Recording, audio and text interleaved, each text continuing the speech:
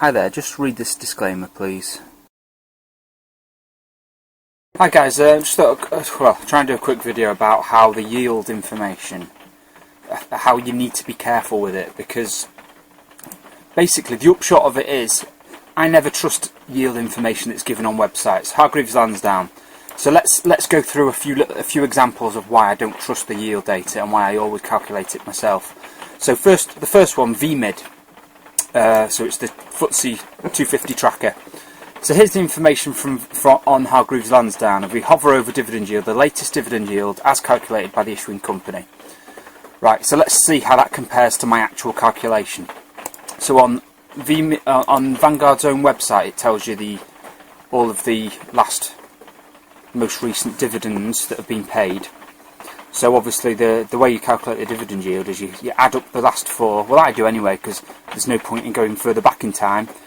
The most recent 4 dividends, add them up, divide them by the share price. So if you bought one share at £34.24, you'd get however many. I've put them in here.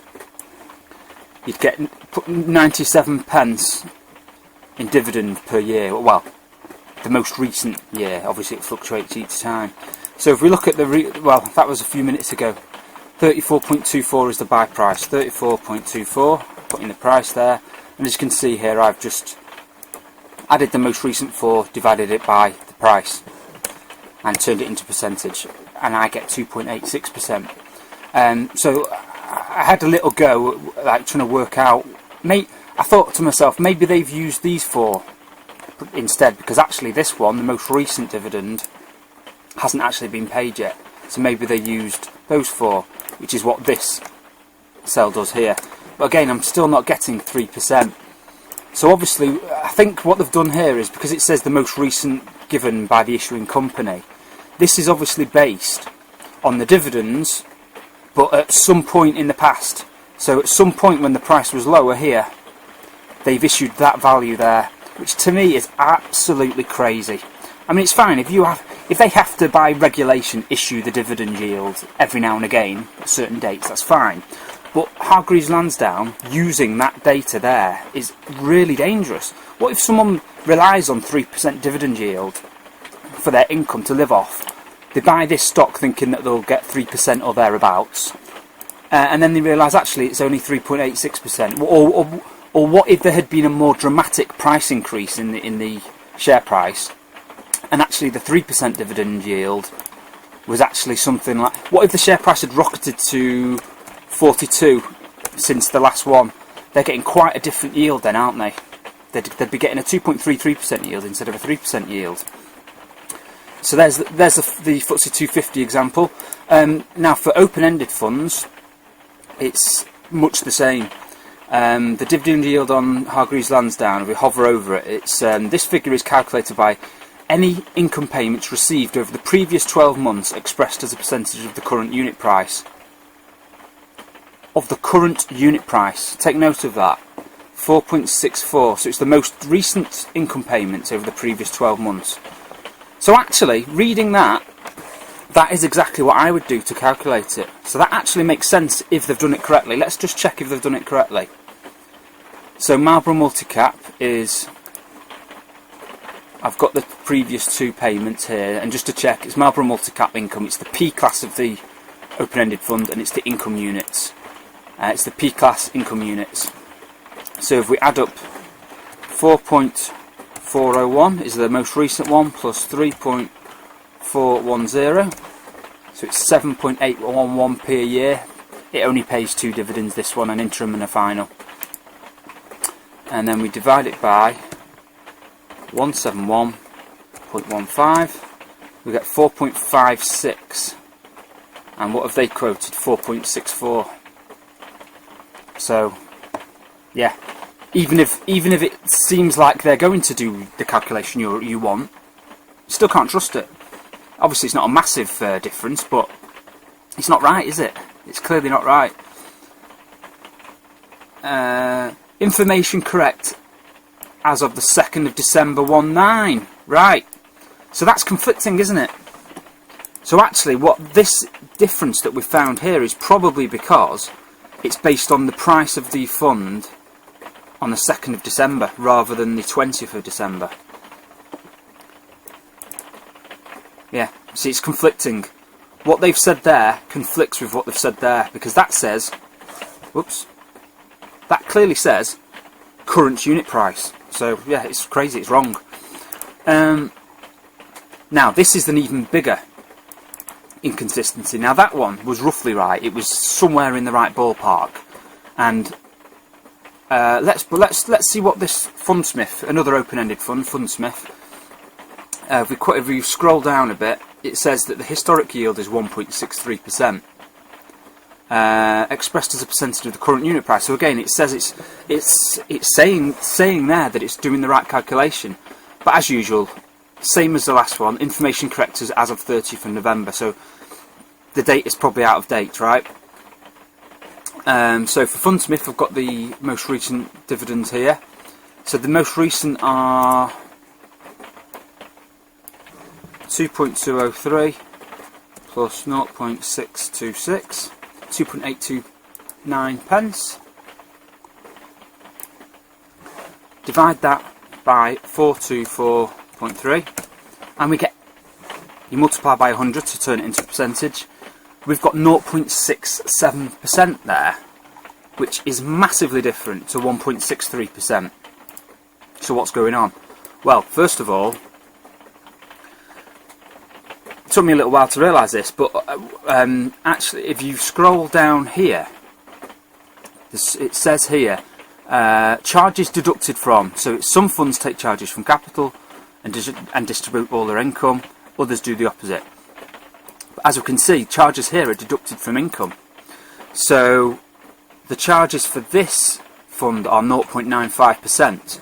So if we plus 0.95, we're getting close, somewhere in the ballpark there, aren't we? 1.63 compared to 1.61. So obviously I might get the words wrong here, so bear with me. So I think what that is showing is the gross yield. So that yield is the yield of the underlying portfolio rather than what you actually get paid as a unit holder. Whereas what really matters to people who buy the income units is the net yield. So the yield, you know, what you actually get paid. They've subtracted fees and then what we get paid. I mean, the other thing about this is that this is completely inconsistent, because this is only a very recent change I've noticed. Probably, I don't know, probably 3 months ago, this was in the ballpark area. This was 0.6 something.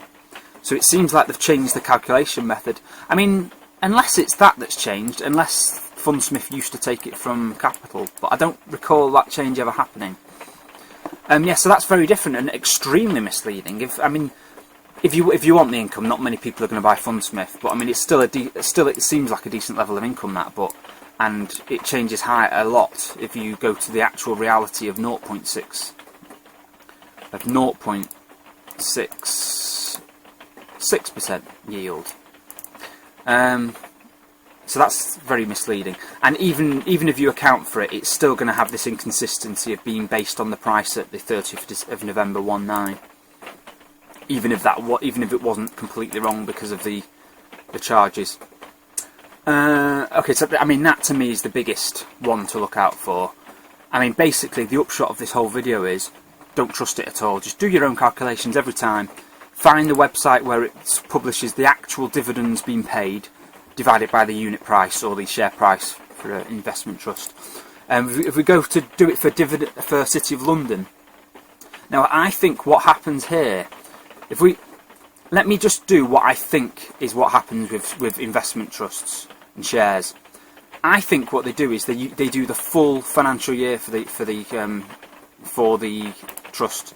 So I think it does 18.6. Oops, didn't mean to do that because I've got it open here already.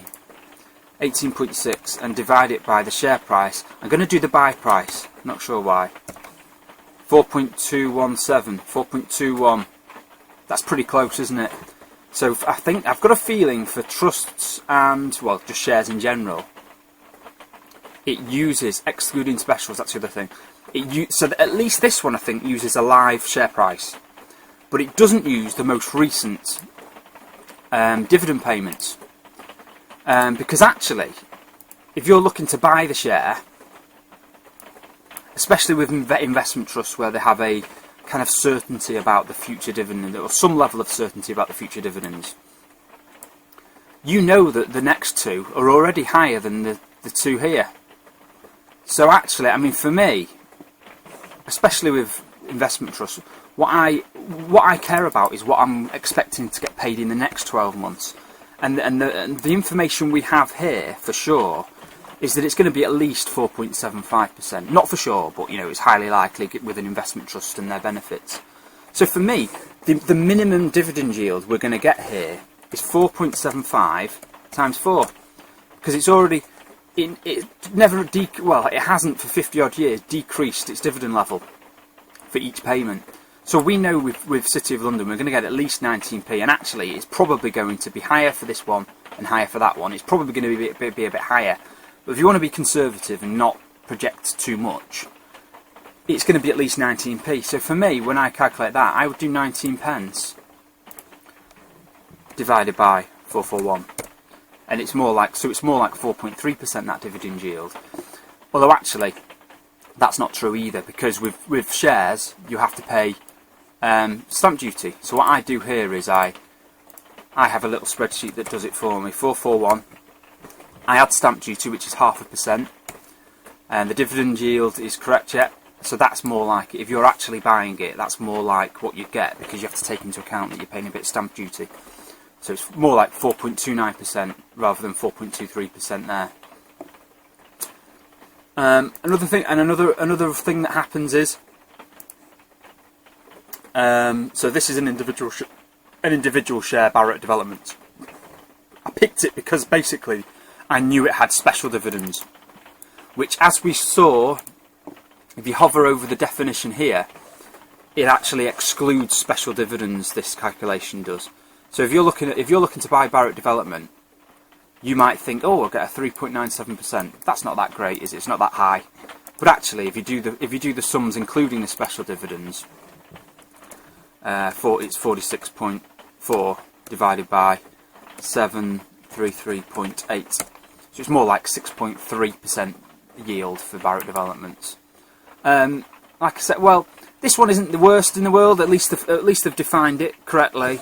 And it's probably, and actually, it might be a good thing to exclude specials, you know, because the specials by definition aren't really supposed to happen every year. But you know, if you want to think about a share yourself, you might want to do both calculations so you can kind of assess it in both scenarios. You can assess it in a scenario where the final and the interim are kept and the special is dropped, and you can assess it in a situation where you keep getting the special. So, I mean, the upshot is you can't trust this data. You can't trust it. I mean, because for one, there's legitimate reasons why you might want to calculate it differently in different circumstances. You might want to look at the trailing yield, so the previous year's dividends divided by the share price, or you might want to look at forward yields, and you might want to project. So for City of London, instead of